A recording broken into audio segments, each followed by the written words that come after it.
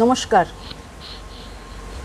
পাকদণ্ডী বইয়ের প্রথম পর্বের ৪ নম্বর পরিচ্ছেদ পড়ছি।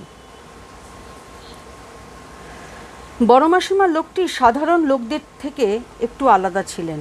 সে সময় ভাবতাম তাকে বেজায় বেরসিক, ঠাট্টা বুঝতেন না, যা বলা যেত অমনি তাকে বাস্তব সত্য বলে ধরে নিতেন।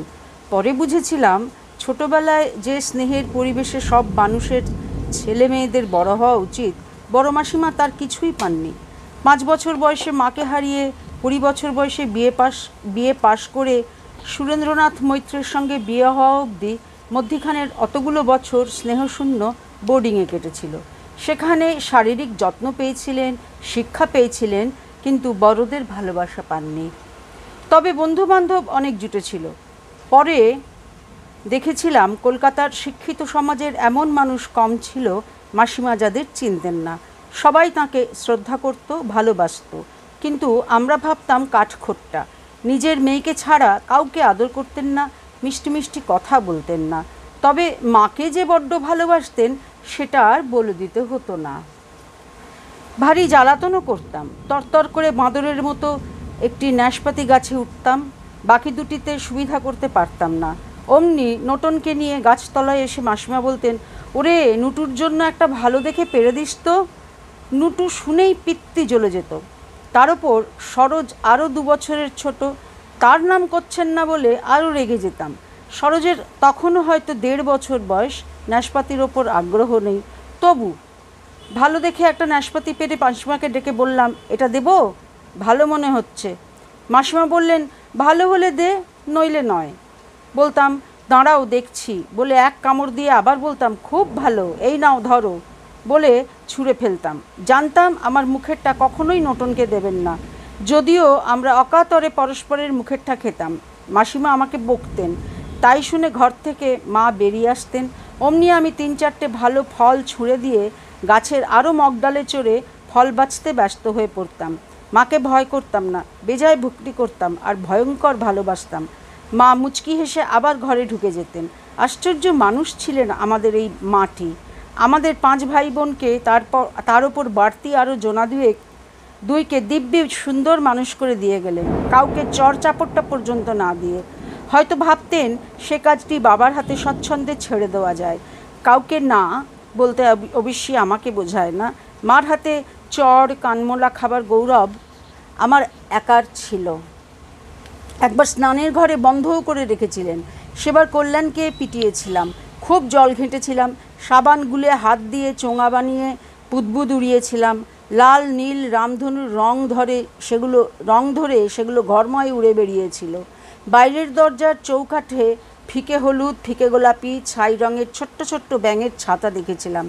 দরজার ফাঁক দিয়ে এক ফালি রোদ এসে টিনের টবের জলে পড়ছিল। টবটাতে একটু ঠেলা দিতেই হাজার হাজার ছোট ছোট ঢেউ তৈরি হয়ে যেই সেই রোদের কাছে আসছিল, ঝিকমিক করে উঠছিল। দেখে দেখে আর আশ মিটছিল না। একা কত দেখব। কাঁধ দিয়ে দরজায় ঠেলা দিতেই বাইরের ছিটকিনিটা পড়িয়ে গেল। বেরিয়ে এসে ডাক দিলাম, ওরে তোরা মজার জিনিস দেখবি আয়। অমনি যে যার জলখাবার ফেলে টেবিল ছেড়ে ছুটে এসেছিল। নোটনও, তার পিছন পিছন মাসিমাও। কেন জানি মনে হয়েছিল আমার শাস্তি পাওয়াটা তাঁর পছন্দ ছিল না, কিন্তু আমি ভালো করেই জানতাম মা ঠিক কাজই করেছিলেন। আমি ভালো ছিলাম না। আমার কথা মতো না চললে দাদাকে পেটাতাম, দিদিকে পেটাতাম। ওরা মাথায় আমার চাইতে লম্বা, বয়সে বড়, গায়ে জোর বেশি, তবু পেটাতাম। দাদা উল্টে মারতো আর দিদি ভ্যাঁ ভ্যাঁ করে কাঁদতো। তাই দেখে বলতাম, ছি ছিচকাঁদুনি বলে আরও ২-১ ঘা দিয়ে দিতাম। তবু দিদিকে বেজায় ভালোবাসতাম। সে না হয় বোঝা গেল। ও যে কেন আমাকে ভালোবাসতো সেটা আজ পর্যন্ত ভেবে পাইনি। সেই জন্যই আজ পর্যন্ত ও আমার প্রাণের প্রাণ, আমার অন্তরের দোসর। বলেছি তো, মাসিমা আসলে খুব ভালো ছিলেন। রাতে আমার পা কামড়াতো, আমি কাঁদতাম। আমাদের আয়া ইলবন নিচে বিছানা করে শুতো।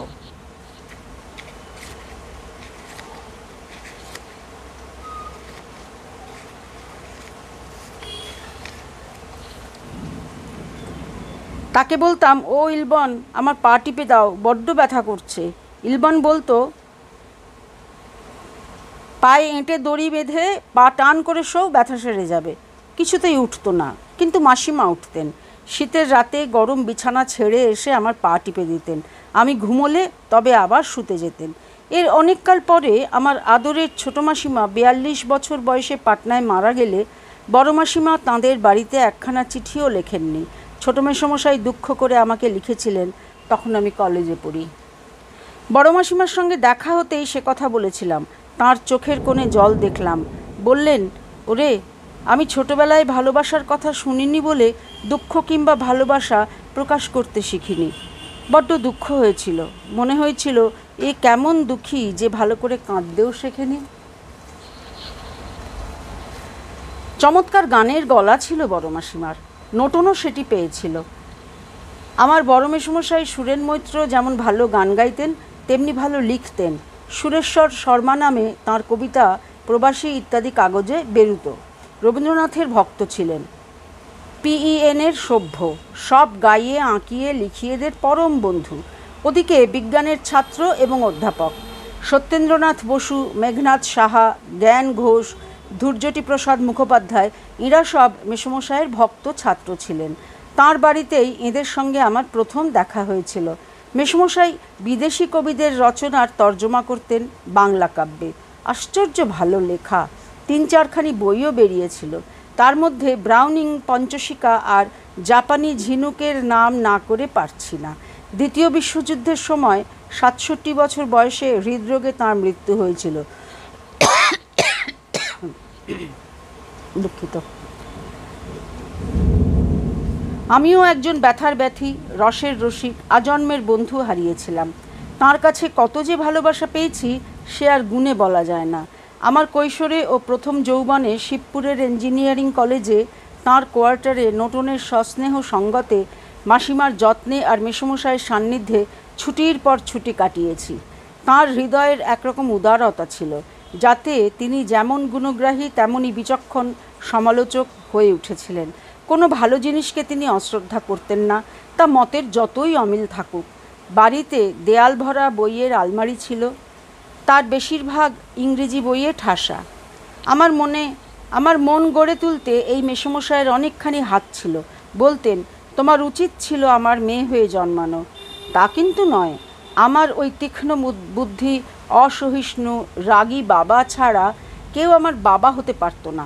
কি রসজ্ঞান, কি ছবি আঁকার হাত, কি গল্প বলার নেশা, প্রচণ্ড শক্তির কি অবাধ প্রকাশ। এমনিতে ভয় আমাদের হাত পা ঠান্ডা হয়ে যেত, কিন্তু যেই না সন্ধেবেলায় আমাদের স্কুলের পড়া তৈরি হয়ে যেত, বালিশে ঠেস দিয়ে বসা বাবা অন্য মানুষ হয়ে যেতেন। তখন আমরা তাঁর কোলে, পিঠে, পেটের ওপর চেপে বসে গল্প শুনতাম। সব সত্যি গল্প, দেশে বাবাদের ছোটবেলার গল্প। জরিপ বিভাগে কাজ করতে গিয়ে ঘোর বেঘো জঙ্গলে বাবার নানান লোমহর্ষক অভিজ্ঞতার গল্প, কত হাসির, কত কান্নার গল্প। অমন গল্প বলতে পারে আমি সারা জীবনে আর একটিও লোক পাইনি। বাবার ডায়েরি থেকে তুলে বোনের খবর প্রকাশ করেছিলেন সিগনেট প্রেস। বাবা তখন ইহলোকে নেই। একাধিক সংস্করণ হয়েছিল তার, এখন আর পাওয়া যায় না। এমন তথ্যে, এমন সরসতায়, এমন পৌরুষে পরিপূর্ণ বই বাংলায় বেশি নেই। বাবাদের ছোটবেলার গল্প কিছু কিছু আমার বাঘের বইতে ভরে দিয়েছি, কিন্তু বাবার সেই চোখের দৃষ্টি, গলার স্বর, ঘরের সেই নিস্তব্ধতা আর ঘরের বাইরের সেই ঝোড়ো হাওয়ায় পাতা খসে পড়ার শব্দ দিয়ে যে ইন্দ্রজাল তৈরি হতো, সে আমি কোথায় পাবো? বাবার সঙ্গে আমার চিরদিনের মতো ছাড়াছাড়ি হয়ে গেছিল, কিন্তু ওই একটি মানুষ ছাড়া কেউ আমার বাবা হতে পারতো না। সব ওই বাড়ির ওই মানুষগুলি, বাইরের ওই বিশেষ বিশ্ব প্রকৃতি, সব মিলে একটা পরিপূর্ণতা সৃষ্টি করেছিল। তার মধ্যিখানে আমাদের নিজেদের জায়গাটি খুঁজে পেয়েছিলাম। আর কোনো জায়গার কথা ভাবতেই পারতাম না। দিন রাত ছোট নদী কলকল করে বয়ে যেত। বর্ষায় সে কি ভীষণ চেহারা ধরত।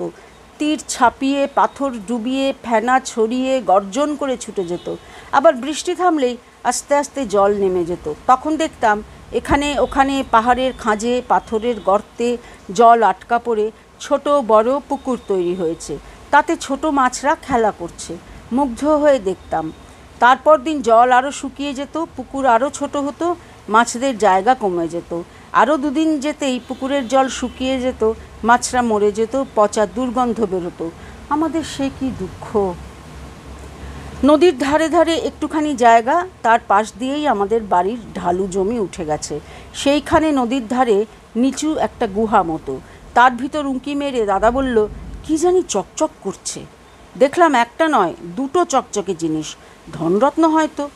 অন্ধকারে চোখ সয়ে গেলে দেখলাম একটা চকচকে চোখ মেঠো ইঁদুর কোলের কাছে 4টে বাচ্চা নিয়ে সামনের দুটো নখহলা ছোট ছোট থাবা তুলে দাঁড়িয়ে আছে। ওর বাচ্চাদের কেউ ধরতে গেলে মজাটা টের পাবে। আরেকদিন এক নির্জন জায়গায় পাহাড়ের গায়ে একটা গর্তে দেখেছিলাম সবুজ একটা সাপ নীল দুটি চোখ খুলে চুপ করে পড়ে আছে। আমাদের চাকর পন্নু বলেছিল ও ঘুমোচ্ছে, সারা শীত ওরা ঘুমোয়। আমরা অবাক, ঘুমোচ্ছে তো চোখ খোলা কেন? পন্নু বলেছিল ওদের চোখের ঢাকনি থাকে না, তাই চোখ বন্ধ করতে পারে না। শীত কাটলে জেগে উঠবে, ওই খোলস ছেড়ে বেরিয়ে আসবে, ওটা পড়ে থাকবে, সাপের নতুন নরম খোলস হবে। তখন ওর গায়ে জোর থাকে না, যে কেউ ওকে মেরে ফেলতে পারে। পন্নুর বাড়ি ছিল হাজারিবাগের দিকের কোনো গ্রামে। ওরা নাকি সাপ খেত। আমরা বললাম, তোমরা তখন ওদের মেরে ফেলো বুঝি? পন্নু চটে গেছিল। দুবলা শত্রু কখনো মারতে হয়? মোটা হলে তবে মেরে খাই। আমরা বলতাম, বিষ লাগে না? পন্নু আশ্চর্য হয়ে গেছিল। বিষ লাগবে কেন? মুন্ডুতে তো বিষ, সেটা কেটে ফেলে দিলেই হলো। প্রকৃতির বড় কাছাকাছি থাকতাম। টমেটো গাছে গায়ে নীল চোখ আঁকা লেজের দিকে সবুজ শুঁড়, 4-5 ইঞ্চি লম্বা সবুজ শুঁয়োপোকা থাকতো। তাদের গায়ে একটাও লোম ছিল না। পুষেছিলাম একটাকে, সাবানের বাক্সের ঢাকনিতে ছেঁদা করে তাতে রেখেছিলাম। স্কুলের মেয়েদের দেখা দেখি। তাকে রাশি রাশি টমেটো পাতা খেতে দিতাম, রাশি রাশি ময়লা পরিষ্কার করতাম। তা সে কিছুতেই গুটি বাঁধল না। আইরিস বলল, খেতে দিও না, গুটি বাঁধবে। আমারটা বেঁধেছে, দিলাম খাওয়া বন্ধ করে। কিন্তু মা শুনে রেগে গেলেন। তোদের একবেলা খাওয়া বন্ধ করলে কেমন লাগবে? যা টমেটো গাছে ছেড়ে দিয়ে আয়। তাই দিতে হলো। মার কথা না শুনবার সাহস পেতাম না। পরে নাশপাতি গাছ থেকে একটা সোনালি গুটি ভেঙে এনেছিলাম। জালি জালি দেখতে, ভিতরের মুখ কিটটাকে দেখতে পাচ্ছিলাম। সেই গুটি কেটে প্রকাণ্ড বড় প্রজাপতি বেরিয়েছিল, ফিকে সবুজের ওপর গোলাপি চোখ আঁকা। মাসিমা বলেছিলেন ওটা মথ, তাই ডানা পেতে বসেছে। প্রজাপতি ডানা তুলে রাখে, তাই মথের ডানার উপরে নকশা প্রজাপতির ডানার তলায়। জানতেন অনেক রকম মাসিমা, খুব পড়াশোনা করতেন। একটা ড্রাগন ফ্লাইকে দেখেছিলাম মুখে করে কি যেন এনে আমাদের বসবার ঘরে সাজানো শিঙের খেলনার কলসিতে ভরে তার উপর কিছুক্ষণ বসে থেকে আবার উড়ে গেল। ভারী কৌতূহল হলো। কলসিটা তুলে দেখি মাটি দিয়ে মুখটা বোজা। কাঠি দিয়ে খুঁচিয়ে দেখি সেটা বের করে ফেলতেই একটা মরা মাকড়সা বেরোলো। তারপর আরেকটু মাটি, তারপর আরেকটা মাকড়সা। আমি তো অবাক। মাসিমা বললেন 2 দিনের জন্য খাবার জমা করে রাখছে। ভগবানের এই রকম ব্যবস্থা। ভগবানের ব্যবস্থার আরও প্রমাণ পেয়েছিলাম। একদিন স্কুলে আমাদের টিচার বললেন, বাইরে থেকে যার যা ইচ্ছা ফুল ফল পাতা এনে আঁকো।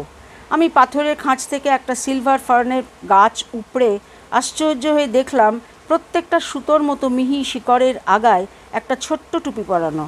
টিচার বললেন, যাতে জলের খোঁজে পাথরের মধ্যে নেমে ওর ব্যথা না লাগে, তাই ভগবান ওর আগায় টুপি পরিয়ে দিয়েছেন। তিনি সব জানেন, সব পারেন। সবাই বললেও কিন্তু কথাটা মেনে নিতে পারতাম না, কারণ ভগবানের অব্যবস্থার অনেক নমুনা চোখে পড়তো। একবার মাকে বলেছিলাম, সবাই যদি পারেন তাহলে আমাকে শিলাকের মায়ের ছেলের মতো ফর্সা করেননি কেন? তাহলে বোধহয় দয়ালু নন। মা বলেছিলেন, দয়া দিয়ে তৈরি তিনি। আমাদের মা মরে গেলে, বাপ সন্ন্যাসী হয়ে চলে গেলে, কই তবু তো চলে গেল। আমাদের মা মরে গেল, বাপ সন্ন্যাসী হয়ে চলে গেল, কই তবু তো আমরা জলে পড়লাম না। তিনি আমাদের এখানে ওখানে ব্যবস্থা করে দিলেন। ও কথা বলিস না। তবু আমার খটকা যায়নি। বলেছিলাম, হয় পারেন না বলে ফর্সা করেননি, না হলে খুব নিষ্ঠুর বলে ইচ্ছা করে কালো করেছেন। মা বেশি কথা বলতেন না, তবু বিরক্ত হয়ে বলেছিলেন, শিলাকের মায়ের ছেলের বাবা সাহেব বলে সে ফর্সা, তোদের বাবা বাঙালি। শিলাকের মায়ের ছেলের বাবা সাহেব শুনে এমনি অবাক হয়ে গেছিলাম যে ফর্সা হবার কথা ভুলে গেছিলাম। কই, ওদের বাড়িতে তো কত গিয়েছি, সাহেব টাইপ তো দেখিনি। শিলাকের মা আমাদের জামা টামা সেলাই করত। লাবানে তার সুন্দর বাড়ি ছিল, ভারী মিষ্টি ভদ্র ব্যবহার ছিল তাকে আমার বেজায় ভালো লাগতো। সাহেবের রহস্যটা কেউ আমাকে খুলে বলল না।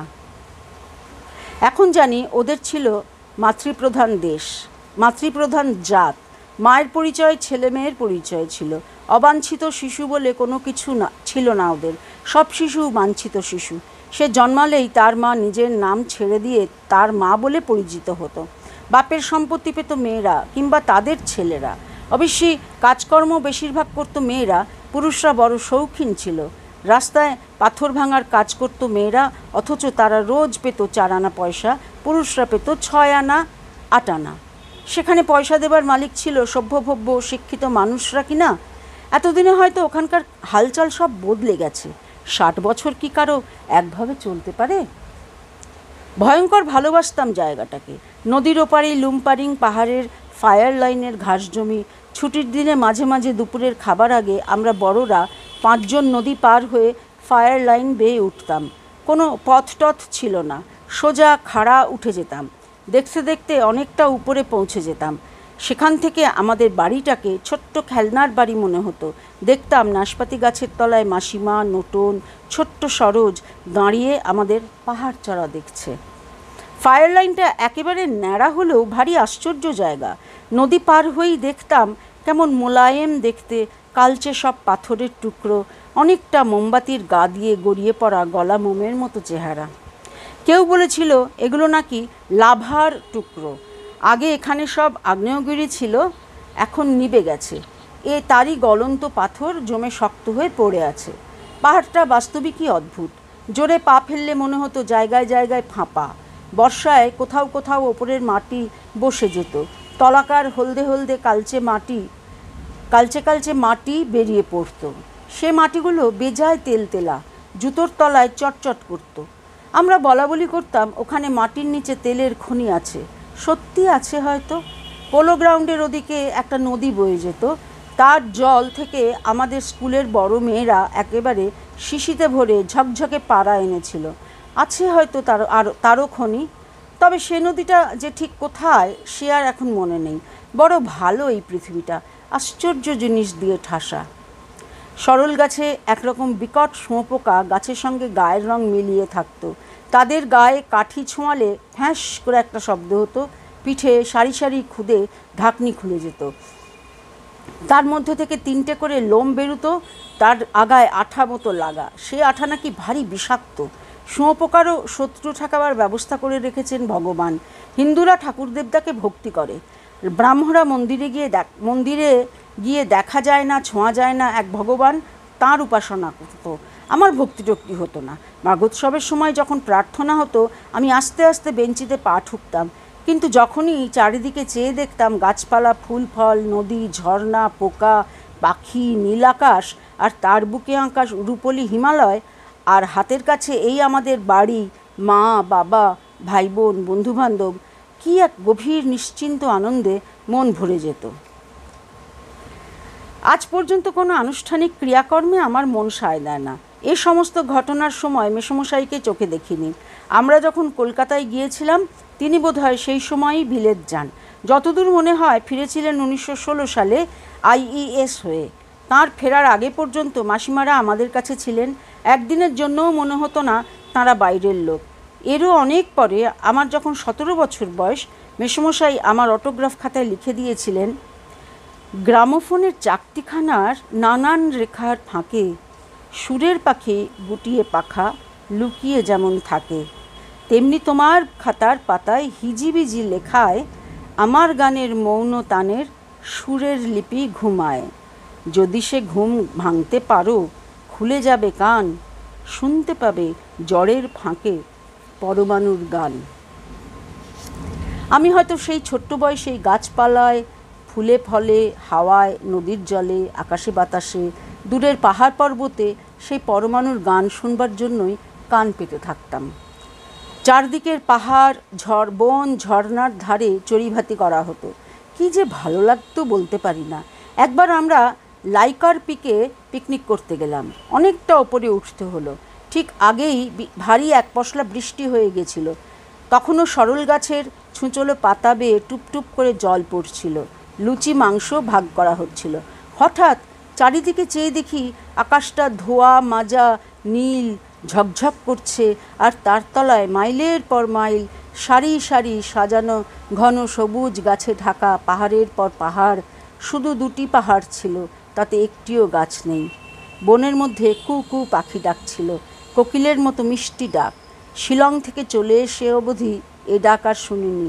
সেদিন আরও দেখেছিলাম আগের মার্চ মাসের দাবানলে মাইলের পর মাইল ধরে যে গাছপালা ঝলসে লাল হয়ে গেছিল, তাদের ওপর আবার সবুজের ছোঁয়া লেগেছে। সেই বিশাল প্রকৃতির মধ্যে এই আমরা কটি মানুষ কি নিশ্চিন্ত নিরাপদ! এ কথা যতবার মনে হতো, মনের মধ্যে কি একটা কোমল উষ্ণ ভাব জাগত।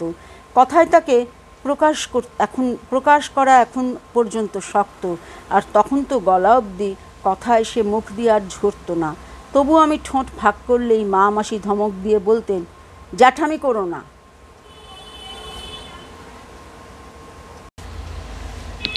এবার পড়ব পাকদণ্ডী বইয়ের প্রথম পর্বের 5 নম্বর পরিচ্ছেদ।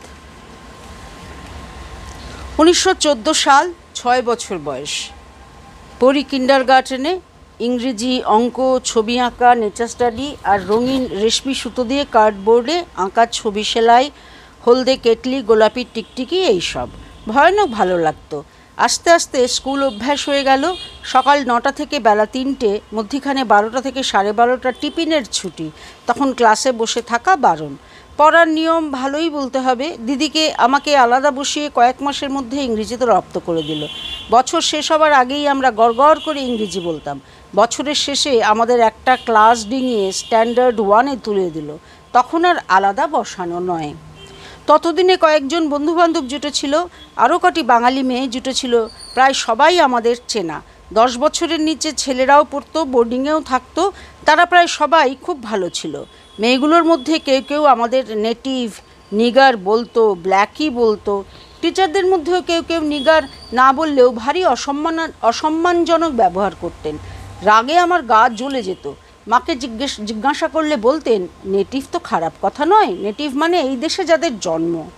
মানেটা ভালো হতে পারে, কিন্তু ঘৃণাটা চিনতে একটু দেরি লাগতো না। খানিকটা হিংসার ব্যাপার ছিল এর মধ্যে, কারণ বাঙালি মেয়েরাই সব ক্লাসে প্রথম স্থান, দ্বিতীয় স্থান নিত। আস্তে আস্তে বুঝতে পারলাম পাকা মেমরা ভালো, আর আমাদের ঘৃণা করে যত ফিরিঙ্গি টিচাররা। ওইটুকু বয়সে এই নিয়ে আমার মনে যে কত তিক্ততা জমেছিল, এখন ভাবলে নিজেরই আশ্চর্য লাগে। আমিও ফিরিঙ্গিদের কম ঘেন্না করতাম না। ভারী লোভী ছিল ওরা। কারোর কাছে কোনো ভালো জিনিস, রিবান, ক্লিপ, পুঁতির মালা, পেন্সিল যাই হোক না, দেখলেই বলতো, দাও দাও, আমাকে দাও। যিশুর কাছে একটা পাপ স্বীকার করে আমাকে ওটা দিলেই তোমার পাপ ক্ষমা হয়ে যাবে। যিশু বড় দয়ালু। তা না হয় বুঝলাম, কিন্তু যিশু দয়ালু বলে তোকে আমার জিনিস দেবো কেন, সেইটে বুঝতে পারতাম না।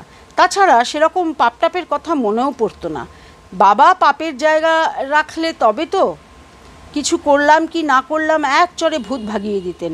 মেয়েগুলো জিনিস আদায় করতে না পারলে চটে গিয়ে আমাদের টুপি, বই, স্লেট লুকিয়ে রেখে দিত। তখন আমার বেজায় কান্না পেত। ওই একটা শিক্ষা হয়ে গেছিল লোককে ঘৃণা করা। আবার বেজায় ভালো সব ছেলে মেয়েও ছিল। একদিন মিছিমিছি ড্রয়িং ক্লাসে বকুনি খেয়েছি। কিছুতেই কাঁদবো না, গলার ভিতরে ব্যথা করছে। এমন সময় ওলাম সিং নামের একজন ছেলে, সে নাকি খাসিয়া রাজার ছেলে, আমার হাতে ছোট্ট একটা পেতলের ক্রুশ গুঁজে দিয়ে বলল, তোমার রবারটা দিয়ে এই দাগটা একটু মুছছি, কেমন? ওর দিকে চেয়েই বুঝলাম আমার জন্য দুঃখ হয়েছে বলে ক্রুশটা দিচ্ছে।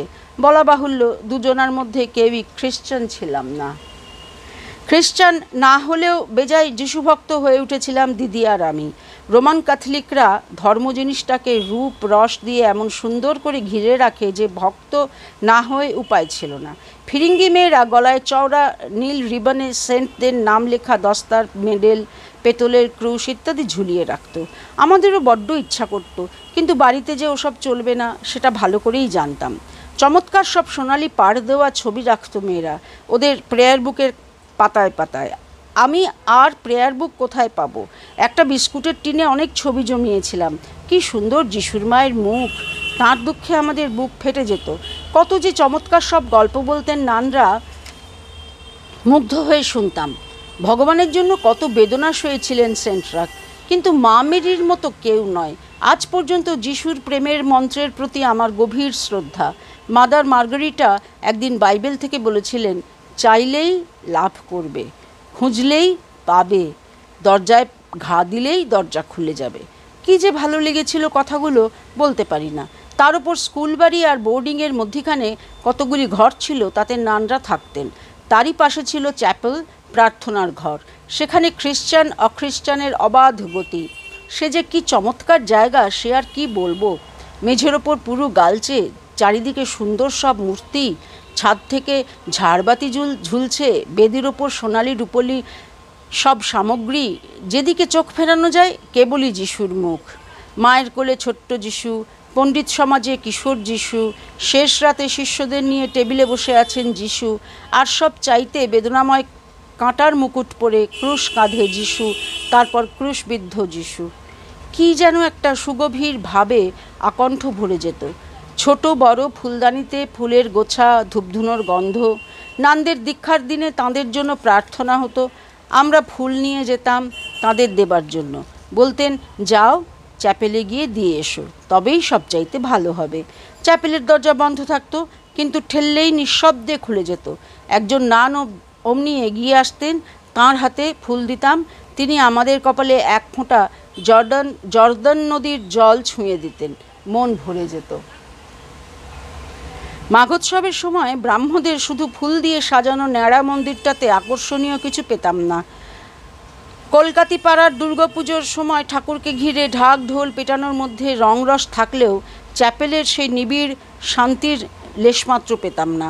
অথচ যিশুকে ঈশ্বরের পুত্র বলে মন মানত না। আজ পর্যন্ত কোনো আনুষ্ঠানিক ধর্ম আমার মনে স্থান পায় না। শুধু মাঝে মাঝে রবীন্দ্রনাথের গানের সেই কথাগুলো মনে হয়, এসো আমার ঘরে এসো, এসো আমার ঘরে, বাহির হয়ে এসো তুমি যে আছো অন্তরে। আমাদের ক্লাসের দেয়ালে একটা মস্ত রঙিন ছবি ঝোলানো ছিল। ছোট্ট একটা ছেলে পুকুরের জলের ওপর বড্ড বেশি ঝুঁকছে, আর তার পিছনে দাঁড়িয়ে তার গার্ডিয়ান এঞ্জেল তাকে ধরবার জন্য তৈরি হয়ে আছে। নানরা বলতেন, সকলের একজন করে গার্ডিয়ান এঞ্জেল থাকে, তাকে বাঁচাবার জন্য, সৎপথে রাখার জন্য। ভাবতাম, তাহলে গার্ডিয়ান এঞ্জেলরা সবাই নিশ্চয়ই সমান দক্ষ নয়। এইভাবে সে বছরটা শেষ হয়ে 1915 সাল শুরু হয়ে গেল। বাড়িতে মা মাসির মুখে মাঝে মাঝে শুনতাম ইউরোপে যুদ্ধ হচ্ছে। আমাদের নতুন আয়া ইলবান প্রায় বলতো, আমার ভাই ফ্রাঙে গেছে লড়াই করতে, আমার ছেলে হেড্রিকসনের বাপ ফ্রাঙে গেছে, এখন আর তার কোনো খবর পাওয়া যাচ্ছে না। আমাদের গায়ে লাগতো না। এ যুদ্ধ রামায়ণ মহাভারতের যুদ্ধের মতো অনেক দূরের জিনিস। তারপর একদিন স্কুলের পাশে বড় গির্জাতে যুদ্ধে যারা প্রাণ দিচ্ছে তাদের জন্য উপাসনা হলো। যুদ্ধটা যেন একটু কাছে সরে এলো। আজকাল আমাদের সেলাই ক্লাসে উল বোনা শেখানো হতো। শুনলাম সোলজারদের জন্য গলাবন্ধ বোনা হবে। ফ্রান্সে লড়াই হচ্ছে, সেখানে বড্ড শীত। আরও শুনলাম মেমরা অর্থাৎ আমাদের ফিরিঙ্গি সহপাঠিনীরা বুনবে সাহেব সোলজারদের জন্য। স্কুল থেকে তাদের খাঁকি উল দেওয়া হলো। মাদার হায়াসিন্থ নিজে ফরাসি মেয়ে, তিনি আমাদের সেলাই শেখাতেন। এমন চমৎকার সেলাইয়ের হাত কম দেখেছি। তিনি বলতেন, তোমরা ইন্ডিয়ান সোলজারদের জন্য বুনবে, বাড়ি থেকে উল কিনে নিয়ে এসো। বাবা তখন ট্যুরে, যামিনীদা উল কিনে এনে দিল। সে আমাদের রান্নার লোক হলেও বাবা মার পরেই তার প্রাধান্য ছিল। আমাদের দেশের গ্রামেই বাড়ি, হয়তো ঠাকুমা ওকে দিয়েছিলেন। অন্তত হাবভাব দেখে তাই মনে হতো। যামিনীদাকে খাঁকি উলের নমুনা দেওয়া সত্ত্বেও গাঢ় লাল উল এনে দিল এবং বদলে আনতে অস্বীকার করল। ভয়ে ভয়ে মাদার হায়াসিন্থকে উল দেখালাম। তিনি বললেন, ঠিক আছে, সব রঙই সমান গরম। তাই বোনা হলো। সাদা কালো মেয়েরা বুনল সাহেবদের জন্য খাঁকি গলাবন্ধ, আর আমরা বুনলাম আমাদের দেশ ভাইদের জন্য লাল, নীল, হলদে, সবুজ, যার যেমন ইচ্ছে, কিংবা যামিনীর দাদের যেমন ইচ্ছে। এই ব্যাপারে অনেক দিন পর্যন্ত মনে একটা খটকা থেকে গেছিল। বলেছি তো, যা দেখা যায়, শোনা যায়, ভাবা যায়, সব মিশে এক একটা মানুষ তৈরি হয়। তবু যুদ্ধটা দূরেই থেকে গেল যতদিন না মিস লেভেন্স এসে আমাদের সেলাইয়ের ক্লাস নিতে আরম্ভ করলেন। এই মানুষটিকে কিছুতেই ভুলতে পারি না। বয়স হয়তো বছর 20, অদ্ভুত ফ্যাকাশে রং, ফিকে সোনালি চুল, তাতে এতটুকু জেল্লা নেই, পালকের মতো পাতলা শরীর, চোখ দেখে মনে হতো সর্বদা জলে ভরে আছে। ক্লাসের বেকুফ মেয়েগুলো বলল বেলজিয়াম থেকে এসেছে, জার্মানরা ওর চোখের সামনে ওর বাপ ভাইদের মেরে ফেলেছে, বাড়ি জ্বালিয়ে দিয়েছে, কিচ্ছু নেই ওর, রেড ক্রসের লোকরা ওকে পাঠিয়েছে, ওর কাপড় চোপড়গুলো পর্যন্ত অন্য লোক দয়া করে কিনে দিয়েছে। আমরা শুনে স্তম্ভিত। ওই মানুষটিকে মেয়েগুলো এমনই জ্বালাতো যে কতবার সে কেঁদে ক্লাস ছেড়ে চলে গিয়েছিল। শেষে একদিন শুনলাম সে চলে গেছে। মেয়েগুলোর কি হাসি! টিকতে পারলেই তো থাকবে। আবার মাদার হায়াসিন্থ ক্লাস নিতে লাগলেন। এর মধ্যে বুড়ি মাদার জোসেফ মারা গেলেন। স্কুল ছুটি হয়ে গেল। আমরা ফুল নিয়ে চ্যাপেলে গিয়ে দেখলাম চমৎকার একটা কাঠের বাক্সে সুন্দর বিছানায় মাদার জোসেফ চোখ বুজে শুয়ে আছেন। মাথার কাছে পায়ের কাছে প্রকাণ্ড সব মোমবাতি জ্বলছে। মনে হলো মৃত্যু তাহলে এমনই সুন্দর। কিন্তু যুদ্ধে যারা মরে তাদের কি হয়? আসলে দেখতে দেখতে বড় হয়ে যাচ্ছিলাম। ছোটদের জন্য যত বাংলা বই বেরুতো সব বোধহয় আমাদের বাড়িতে আসতো। যোগীন সরকারের শিশুপাঠ্য গ্রন্থাবলী, ছোট জ্যাঠামশায়ের নতুন নতুন অনুবাদের বই, গল্পে ঠাসা হয়ে থাকতো জীবনটা। আমাদের খাসিয়া আয়ারা বিকট দুঃখের সব গল্প বলতো, তাতে মজার কথা একটাও থাকতো না। বেশিরভাগই হিংস্র জন্তু, শত্রু, ভূত প্রেতের অত্যাচারের গল্প, অসহায় মানুষের ওপর অবুঝ দেবতার প্রকোপ। ভীষণ খারাপ লাগতো, কিন্তু খারাপ লাগার চাইতেও সে গল্পের মোহিনী শক্তিটা বেশি ছিল। মাসিমাও জন্তু জানোয়ারের বিষয় বলতেন। আপিস ফেরত আমাদের বাড়িতে 1-8 ঘন্টা বসে পাতানো মামারা কাকারা নানা রকম গল্প বলে যেতেন। এমনি করে জুল ভার্নের অনেক গল্প শুনেছিলাম। স্কুলের বইগুলিও সংখ্যায় কম হলেও সুন্দর সুন্দর গল্প কবিতায় ভরা ছিল। শেষটা আর থাকতে না পেরে ছোট্ট একটা খাতা বানিয়ে ইংরেজিতে জন্তু জানোয়ারদের গল্প লিখতে শুরু করে দিলাম। আর ভাই বোনদের বানিয়ে বানিয়ে অজস্র গল্প বলতে লাগলাম। দেখলাম গল্পের কি আশ্চর্য ক্ষমতা। আমার শ্রোতারা গল্প শুনবার লোভে আমি যা বলতাম তাই করত। একমাত্র দাদা মাঝে মধ্যে খোঁত ধরত, বাকিরা আমি যা বলতাম হাঁ করে শুনত। সমালোচনা করার কথা ওদের মনেও হতো না। বেপরোয়াভাবে সত্যি মিথ্যা খানিকটা শোনা কথা বদলে একটার পর একটা গল্প বলতাম। বাজে গল্প সব, এখন তার কিছুই ভালো করে মনেও করতে পারি না। তবু এইটুকু জানলাম যে বানিয়ে বানিয়ে গল্প বলে মানুষকে বশ করা যায়। বাকিরা আমার অন্ধভক্ত, শুধু দাদাই মাঝে মাঝে জ্ঞান দিয়ে যুক্তি দিয়ে গল্পের খুঁটি নাড়িয়ে দিত। তাসের বাড়ির মতো গল্প ভেঙে পড়তো। সুখের বিষয় আমার কাঁচা শ্রোতারা সবসময় সেটা টের পেত না। এর মধ্যে একদিন একটা গোলাপি টেলিগ্রাম এলো। মা সেটি হাতে নিয়ে এতক্ষণ পাহাড়ের দিকে চেয়ে রইলেন যে আমরা কেঁদে কেটে একাকার। জ্যাঠামশাই নাকি মারা গেছেন। জ্যাঠামশাই মানে আমার মেজ জ্যাঠামশাই উপেন্দ্র কিশোর। মা বলতেন, আমার মা যখন মারা গেলেন, বাবা সন্ন্যাসী হয়ে চলে গেলেন, তখন আমার 3 বছর বয়স। পাশের বাড়িতে থাকতেন তোদের জ্যাঠামশাই, জেঠিমা আর তাদের একটি মেয়ে সুখলতা। তারা আমাকে নিয়ে নিজের মেয়ের মতো মানুষ করেছিলেন। দাদাবাবুর মুখে আমি ভালোবাসার কথা ছাড়া কখনো কিছু শুনিনি। পরে নিজের ছোট ভাইয়ের সঙ্গে আমার বিয়ে দিয়েছিলেন, তখন আমার বাবাও বেঁচে নেই। মার মুখে এইরকম সাংঘাতিক কথা শুনে আমাদের গায়ের রক্ত হিম হয়ে গেছিল। মা না থাকলেও মানুষ বাঁচে তা জানতাম না। মা বলেছিলেন, নিশ্চয়ই বাঁচে, ভগবান বাঁচান, বাঁচাবার জন্য লোক পাঠিয়ে দেন। তোদের ছোটো মাসিকে শিবনাথ শাস্ত্রী নিয়ে গিয়ে নিজের মেয়ের মতো মানুষ করেছিলেন। সে 11 বছর বয়স পর্যন্ত জানতই না ওরা ওর নিজের মা বাবা নন। আমাকে দাদাবাবু নিয়ে গেলেন, খালি তোদের বড় মাসিকে কেউ নিল না। সে সারা জীবন বোর্ডিংয়ে মানুষ হলো। তার খরচপত্র দিতেন আমার বাবার শিষ্য প্রফুল্ল ঠাকুর। দাদাবাবু আমার বাবার মতো ছিলেন, কাঁদেননি মা, পাথরের মতো হয়ে গেছিলেন। ভালো করে মনে পড়ে না, তবে আমার ধারণা সেই সময় বড় মাসি কাছে থাকতে মা মনে জোর পেয়েছিলেন। ছোটবেলায় যখন কাছাকাছি থেকেছি বড় মাসিকে ঠিক বুঝিনি, কিন্তু যতই আমার বয়স বেড়েছে ততই তাঁর সঙ্গে সহানুভূতি হয়েছে। সেদিন থেকে দাদামশাই সম্বন্ধে অশেষ কৌতূহল জন্মেছিল। বড় মাসিমা বলেছিলেন, ছোটবেলায় বাবার ওপর বেজায় রাগ ছিল। ছোট ছোট 3টি মেয়ের যেই না মা মরে গেল, অমনি তাদের বিলিয়ে দিয়ে দিব্যি ভগবানকে খুঁজতে চলে গেলেন। ভাবতাম এরকম লোকরা ভগবানকে পায় না। কারো কাছে একটু আদর পাইনি সেই 5 বছর বয়স থেকে। শাস্তি পেয়েছি ঢের। বেজায় ঢ্যাঙা হয়ে গেছিলাম শেষ পর্যন্ত। কিছুতেই বেগুন খাবো না, অথচ বোর্ডিংয়ের নিয়ম সব খেতে হবে। বারবার বললাম, ও আমাকে দিও না, ওর বদলে আমি কিচ্ছু চাই না, শুধু ওটি দিও না। লাবণ্য দিদি ছিলেন বোর্ডিংয়ের কর্ত্রী। ইনি ছিলেন স্যার জগদীশ বসুর বোন। তিনি বললেন, না, খেতেই হবে, অবাধ্য হলে চলবে না।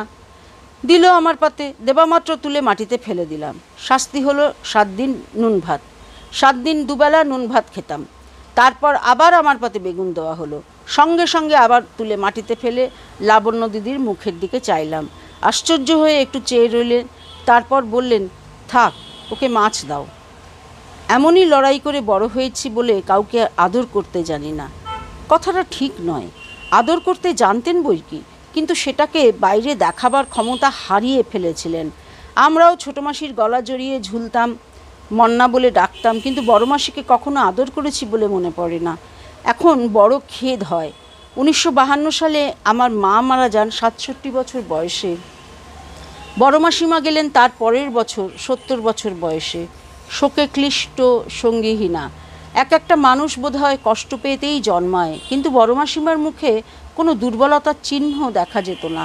কেমন একটা প্রসন্ন গম্ভীরতা, দেখে লোকের শ্রদ্ধা হতো।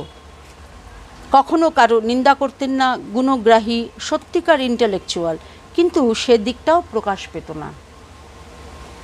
বুড়ো বয়সে আমাকে বলেছিলেন, একবার বোর্ডিং থেকে বলল, তোমার বাবাকে লেখো তোমার জন্য কম্বল পাঠাতে। সব জিনিস কি অন্য লোকে দেবে নাকি? তাতে আমার আঁতে ঘা লেগেছিল। বাবাকে খুব রাগ আর দুঃখ জানিয়ে চিঠি লিখেছিলাম। বাবা খুব দামি কম্বল পাঠিয়ে দিয়েছিলেন, কোনো শিষ্যের উপহার। সেই শিষ্যই কম্বল দিয়ে যাবার সময় বলেছিলেন, তোমার চিঠি পেয়ে স্বামীজি কেঁদেছিলেন। তখন কিছু মনে হয়নি। এখন ভেবে বুক ফেটে যায়। এত বোকা ছিলাম যে এও জানতাম না ডাক এলে আর থাকা যায় না। সবাই তাকে বলতো রামানন্দ ভারতী। বিধিমতো নিজের শ্রাদ্ধ করে সন্ন্যাস নিয়েছিলেন। নাম ছিল রামকুমার ভট্টাচার্য। পণ্ডিত মানুষ ছিলেন, বিদ্যারত্ন মশাই বলে লোকে জানত। মাইকেলের শেষ বয়সে চন্দননগরে যে কজন পণ্ডিতকে রেখেছিলেন, দাদামশাই তাঁদের একজন ছিলেন। এ খবর সম্প্রতি আমি শ্রদ্ধেয় শ্রী রাধারমণ মিত্র মশাইয়ের কাছে শুনেছি। মাইকেলের স্বাস্থ্য ভেঙে গেছিল, অথচ সুরাপান ছাড়ছিলেন না। বন্ধুবান্ধবরা দাদামশাইকে বলেছিলেন, ওকে বুঝিয়ে বলুন, আপনাকে ভালোবাসেন, হয়তো আপনার কথা শুনবেন। বলেও ছিলেন দাদামশাই। মাইকেল নাকি মুখ গম্ভীর করে বলেছিলেন, আপনাকে যতই ভালোবাসি না কেন পণ্ডিত মশাই, ও কথা বললে আপনার সঙ্গে ছাড়াছাড়ি হবে। সকলেই জানেন যে মাইকেল আর সেরে ওঠেননি। কাশীতে আশ্রম ছিল দাদামশায়ের। কালীভক্ত ছিলেন, তন্ত্র সাধনা করতেন। কোতরাঙের অচলানন্দের জামাই, কিন্তু পরে তাঁর সঙ্গে মুখ দেখাদেখি ছিল না, কারণ দাদামশাই কিছুদিনের জন্য ব্রাহ্ম ধর্ম গ্রহণ করে প্রচার কার্য করতেন। রাগে দুঃখে অচলানন্দ মেয়েকে আটকে রেখেছিলেন। বন্ধু শিবনাথ শাস্ত্রীকে নিয়ে একটা থার্ড ক্লাস ঠিকে গাড়ি করে দাদামশাই স্ত্রীকে উদ্ধার করে এনেছিলেন। মায়ের কাছে শুনেছি কিছু দূরে ঠিকে গাড়ি ও শিবনাথকে দাঁড় করিয়ে রেখে দাদামশাই বাড়ির খিড়কি পুকুরের ধারে গেলেন। দিদিমার 17 বছর বয়স, পরমা সুন্দরী, পুকুরঘাট আলো করে বাসন মাজছিলেন। ওদের বাড়িতে রান্না খাওয়ার জিনিস চাকর বাকর ছুঁতো না। দাদামশাই গিয়ে বললেন, যাবে আমার সঙ্গে? তোমাকে নিতে এসেছি। দিদিমা উঠে দাঁড়িয়ে বললেন, এই এঁটো কাপড়ে যাব? দাদামশাই বললেন, আমি ওসব মানি না। ব্যাস, আর ভাবনা কিসের? দিদিমা হাত ধুয়ে ঠিকা গাড়িতে গিয়ে বসলেন। বাসন পড়ে রইল। আমার মনে হয় শিবনাথকে ওপরে গাড়োয়ানের পাশে বসতে হয়েছিল। গেলেন তো গেলেন দিদিমা, আর কখনো বাপের বাড়ির লোকদের চোখে দেখলেন না। এর 9 বছর পরে ঠোঁটের ওপর ব্রণ বিষিয়ে 3টি মেয়ে রেখে দিদিমা 26 বছর বয়সে মারা গেলেন। মায়ের কাছে শুনেছি দাদামশাই কাছে ছিলেন না। মেদিনীপুরে বন্যা হয়েছিল, স্বেচ্ছাসেবীর দল নিয়ে সেখানে গিয়েছিলেন। সেবার দিদিমা কেন জানি আপত্তি করেছিলেন। রাগ করে বলেছিলেন, যাচ্ছ যাও, ফিরে এসে আমার মরা মুখ দেখবে। তাও বোধহয় দেখতে পাননি দাদামশাই। অচলানন্দ তবু মেয়েকে ক্ষমা করেননি। দাদামশাই সন্ন্যাস নিলে অনাথা মেয়ে তিনটিকে আনবার জন্য দিদিমার মা নাকি কেঁদে আকুল হতেন, তবু তাঁর মন গলেনি। আমরা এসব দুঃখের কাহিনী শুনে রেগে বলতাম, কেন বলো ভগবান দয়ালু? দয়াল হলে এসব হতে দিতেন না। মায়ের মনে অপরিসীম ভক্তি, কেবলই বলতেন, ওরে সব অবলম্বন খসে গেলে তিনি নিজে এসে ভার নেন। বড় হয়ে দাদামশাইকে আমার বড় ভালো লাগতো, বড় নিজের, বড় আপনার বলে মনে হতো। তার একটা পুরনো ফটো ছিল মায়ের কাছে, ফিকে বিবর্ণ, সন্ন্যাসীর বেশে পুজোয় বসেছেন। সেটি দেখে আমি ক্রেয়ন দিয়ে বড় করে এঁকে মাকে দিয়েছিলাম। আমার তখন 15 বছর বয়স। জানতাম যে আমি জন্মাবার 8 বছর আগে পিঠে কার্বাঙ্কাল নিয়ে কাশিতে তিনি দেহ রেখেছিলেন। সন্ন্যাসীদের পোড়াবার নিয়ম নেই আমাদের দেশে, তাই তাঁর দেহ গঙ্গায় ভাসিয়ে দেওয়া হয়েছিল। তখন তার 62 বছর বয়স। তবু মনে হতো তাঁকে খুব কাছে পাচ্ছি। ওই রকম সময়ই তাঁর শিষ্যরা তাঁর একখানি জীবনী প্রকাশ করেছিলেন। সেটি পড়ে অনেক ছোটোখাটো তথ্য আর তাঁর হিমালয় ভ্রমণের কথা, পায়ে হেঁটে মানস সরোবরে যাবার কথা জেনেছিলাম। তবু সবখানি পাইনি। সেকালে বিদ্যাসাগর মশায়ের দৌহিত্র সুরেশ সমাজপতি সাহিত্য বলে একটি পত্রিকা সম্পাদনা করতেন। তাতে হিমারণ্য নামে দিয়ে দাদামশাই তাঁর মানস সরোবর ভ্রমণের কথা লিখেছিলেন। সে বড় অপূর্ব কাহিনী। দুঃখ এই যে শিষ্যরা কয়েক অধ্যায় মাত্র উদ্ধার করতে পেরেছিলেন। অনেক পরে কালিদাস নাগ মহাশয় আমাকে বলেছিলেন, 19 শতকের একেবারে শেষ বছরে কি তার একাধ বছর পরে সাহিত্য পত্রিকার সংখ্যাগুলি বঙ্গীয় সাহিত্য পরিষদে কিংবা চৈতন্য লাইব্রেরিতে থাকলেও থাকতে পারে। এই আমার একটা আর্য ঋণ থেকে গেছে, যার জন্য একটা কিছু করতেই হবে। দাদামশায়ের জীবনের একটিমাত্র কপি আমার কাছে আছে, সেটিও সামান্য সংশোধন ও সংযোজন করে পুনঃপ্রকাশ হওয়া উচিত। আশ্চর্য আধুনিক দাদামশায়ের চিন্তাধারা এবং বাচনভঙ্গি। এতকাল আগের রচনা সহজে বিশ্বাস হয় না। আসতেন মাঝে মাঝে আমার জ্যাঠামশায়ের বাড়িতে মাকে দেখতে। উপেন্দ্র কিশোরের ছোট ছেলে সুবিমল আমার নানকুদার কাছে শুনেছি এসে তিনি মাটিতে বসতেন আর আমার মা তাঁর পাশে বসে পাখার হাওয়া করতেন আর শাড়ির আঁচল দিয়ে তাঁর গায়ের ঘাম মুছিয়ে দিতেন। নানকুদা মাকে বেজায় ভালোবাসত, মান্তু বলে ডাকত। তার কেবলই ভয় হতো, বুড়ো যদি মান্তুকে ধরে নিয়ে যায়, মান্তু নিশ্চয়ই চলে যাবে। যাতে যেতে না পারে তাই নানকুদা তার মান্তুর শাড়ির একটা কোণা আঙুলে জড়িয়ে রাখত। নমস্কার, আজ এই পর্যন্ত। সবাই ভালো থাকবেন।